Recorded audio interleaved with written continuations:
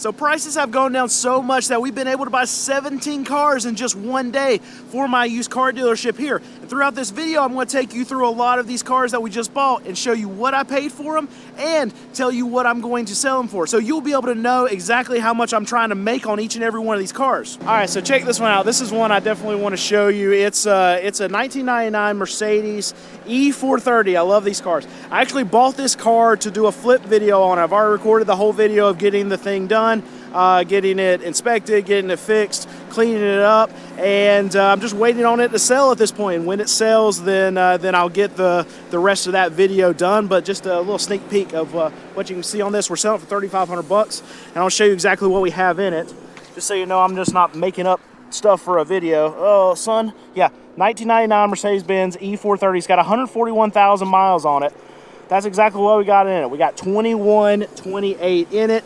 I'm trying to sell it for 3,500 bucks. Hopefully we can move it for that. Now, one thing I will say, and it might make the actual flip video a little bit more interesting, is if we can't sell it for $3,500, then after 2 weeks of having it sit here, I'll lower the price down to $3,000. Now, if you're watching this, don't wait me out, please. I want to get this video done. Just if you want this car, just come get it. But hopefully it's going to sell at that $3,500 price point. If it doesn't, how we do it?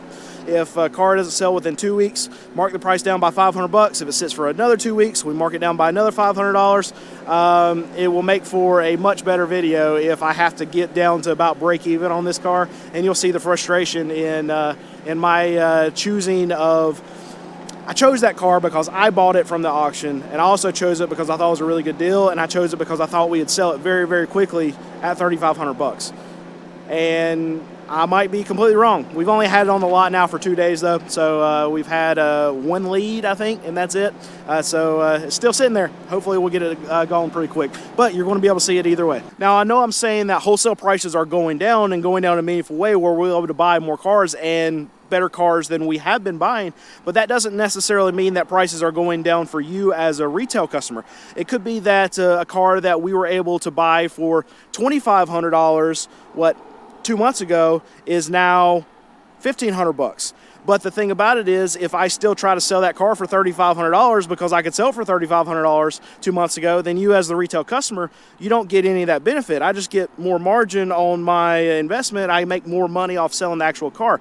And that's not how we do it here, but just to give you an example of how other car dealers will operate. Now, how we base our prices is off what we actually purchase the car for in most cases.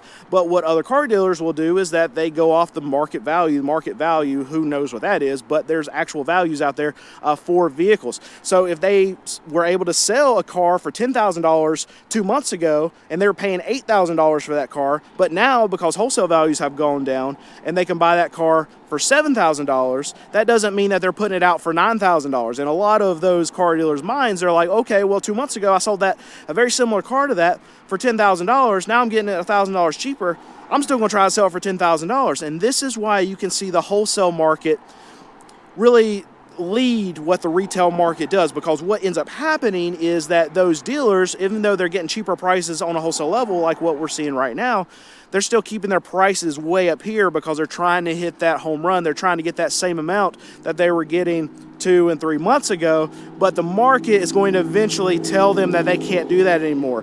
They're going to become slower, and you'll have other dealers that do base their pricing off of what they pay for the cars. Few and far between, but dealers like me, and we can actually push the market a little bit in our areas. And if we go out and list, I mean, this is a Camry right here. We've got it for $3,000. If there's a dealership that's right down the road that has a very similar Camry to this, they're trying to sell it for $4,000. Well, their Camry's not going to sell because that customer is going to come down here. They're going to see mine online, and they're going to come buy mine for $3,000. And if I'm able to buy more and more of these, I mean, there's a $3,000 Camry right there.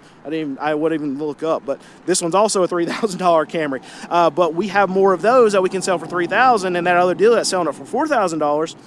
Customer's not going to go there. They're going to see ours online. They're going to come here and they're going to buy ours. Theirs is going to sit for longer. They're going to have to lower the price if they want to sell it. It's a very slow process with dealers that have that mentality of continuously trying to hit those home runs. And that's why we don't do it. We want to stay with the market, and staying with the market means basing cars, the price, off what we're actually paying for it, because the wholesale market is going to lead the retail market. I don't want to be drugged behind the market. I want to be ahead of the market, and that's how we price our cars, and that's how I want to stay pricing our cars, because because we won't get in trouble with a lot of the vehicles that we have, especially if the prices are going down. And a month from now, I'm able to buy cars for a lot cheaper than I am right this moment. I don't want stale inventory sitting on my lot, and stuff that we're able to buy cheaper in the future is going to directly compete with stuff that we have sitting on our car dealership now. I don't want to compete with myself, so we want to stay ahead of the market, and that's what we do here at my car dealership. All right, I won't get too loud because we have a compressor running, and yeah, you hear it now. This one's a 2004 Toyota Sienna, and I'll walk away from right now. It's got 170,000 miles. We got it for, with everything said and done, we got it for about $3,000 after our buyer fees, inspections, things we had to fix on it. And that's a very rare scenario for us over the last 6 to 12 months. Siennas like that go for so much money. Dealers love them, customers love them, easy to sell. It's very rare for us to be able to buy something like that we're going to be able to sell for $5,000 and under, but that one we're going to be able to list for $4,000, $4,500 on our lot and probably sell it pretty quickly. It's only got 170,000 miles, and that's nothing for a Toyota Sienna. I would love to have tons and tons and tons of Toyota Camrys, Toyota Corollas, Honda Accords, Honda Civics, Toyota Siennas, CR-Vs, RAV4s. The truth of the matter is that I can't buy enough of those to be able to sell for $5,000 and under because they go for so much at the auction. But as prices come down, stuff like that becomes more obtainable for us here at my car dealership, and I want that, hopefully that keeps rolling, because I would love to have a lot full of Toyotas, Hondas, Lexus, a lot of these cars that I love to sell, I love to put my name behind, and I think they're the most reliable things that you can buy. And that one with only 170,000 miles, those can easily go for 300,000 miles. Not worried about those at all. Us being able to get it for right at $3,000, I think it's a great buy. So you'll probably hear a loud noise throughout most of this video while I'm recording it. They're actually getting these cars ready to be sold. All the ones that we brought in recently, bought a lot of cars. And what we have is we have like a mobile detailing company that comes through and actually cleans the cars so we can get them posted for us. But they can knock out like 20 cars in one single day. And you can see that back behind me, these are the cars that we actually have for sale. One with really bad paint. Yes, I know, but it's cheaper. It's a $3,000 car. We like to buy cars with bad paint on occasions because we can get them a lot cheaper, meaning we can sell them a lot cheaper. But if you look at the back of my lot over here, we have not a full 2 rows, but we have maybe 2 rows and maybe 75% of a second row. Right now, I'd like to have about 3 rows, maybe 3.5 rows of cars actually available right now, because we're getting close to loading up for tax time, and I need to have 150 cars. Right now, I've only got 80-something cars. So that means I've got to come up with 70-something cars over the next 3 or 4 months, in addition to having cars that we're selling on a regular basis. And we need to do between 45 and about 65 cars every single month to be able to make the kind of money that we like to make here at my car dealership. So you can do all the math. That's a lot of cars that we have to buy over the course of the next 3-4 months to be able to stay ahead of what we're selling here at my car dealership. It's going to be a very tough task for us to take on, and we do it every single year, but this year it feels a little bit different because the quality of cars that are at auction, the prices that they are, and the amount of cars that are actually at the auction are really putting us in a little bit of a stranglehold. Now the prices are coming down, that's good, but they're still not down to where I can just go in and buy anything and everything that I want. They're coming down. Absolutely. Wholesale level, they're coming down. We're able to buy more cars. We're able to buy better quality cars. But the amount of cars is what's my big worry. And we're still lacking on a lot of trade-ins. And we're getting to a slower time of season. Now, you'll hear at the end of the year, that's when a lot of these big car dealers are really busy. And they are. But it's not for a very long period of time. It's just right. And for a couple weeks at the end of the year, they're trying to hit all their goals. And they'll get more trade-ins during that period of time. But November, very slow. Thanksgiving, holidays, not a lot of people spend money on cars. And then after, right at the end of the year, beginning of the year, people just went through Christmas, holiday season. They don't have a lot of money left over to spend on cars. So we're going to have a big bump in trade-ins right at the end of the year. All these quarterly, end of the year, end of the month goals get hit by a lot of these new car manufacturers. More trade-ins come in. Yes, that's all great, but it doesn't last for very long. But we still have to be buying cars all throughout this time. Hopefully we'll load up and be able to buy a lot more, because while this is happening, this big bump for these new car franchise dealers, well, a lot of small used car dealers just like myself, that's the slowest time that we'll have all year. We don't have any end of the year goals. We don't have any incentives to help push people to buy cars off of our car lot. So a lot of small used car dealers, they stop buying around this time because they don't have the cash flow. They don't have the available inventory space, and they don't have the available credit to be able to buy more cars. So that's why a person like me, who pays cash for all of my cars, who is able to put money back in times when other car dealers are slow, and I can go in and spend more money on vehicles. That's why we load up right before tax time.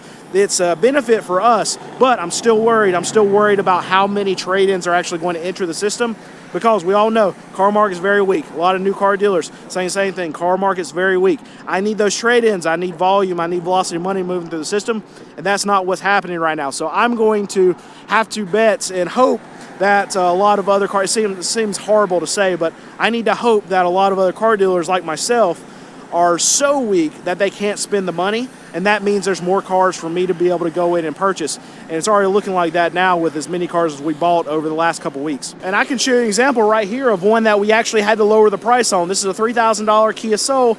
We started out at $3,500, but it's a 2011. It's got 190,000 miles. We paid $2,100 for it.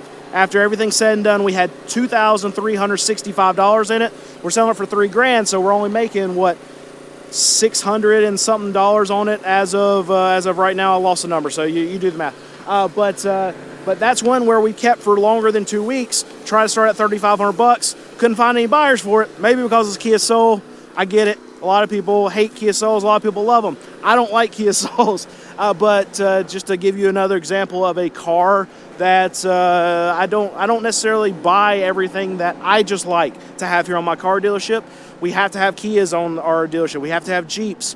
We have to have Hyundais. We have to have some of these other cars that I don't necessarily think that they're actually good cars. But if we didn't buy those kind of vehicles, I'm not buying cars for me. I'm buying cars for my customer. I'm walking up here because here's another Kia Soul, $3,500. We sell a lot of them. People really like them. We typically move them pretty quickly. That one over there, for whatever reason, we haven't. Maybe it's just because it's a slower time of the year.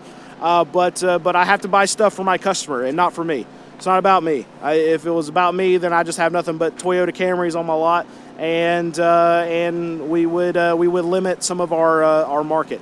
Can't do that, and you just can't find that many Toyota Camrys to be able to sell on my dealership, because they go for more expensive at the auction. And I wish I could have all Toyota Camrys, but just can't do it. It's not about me. It's not about me. It's about my customer. So if you do like me showing you around our lot a little bit more and showing you the prices that we're getting, stuff that we're selling, let me know down in the comments. Subscribe, and that's how you let me know, by subscribing to the channel, by hitting the like button and putting a comment saying you like these kind of videos.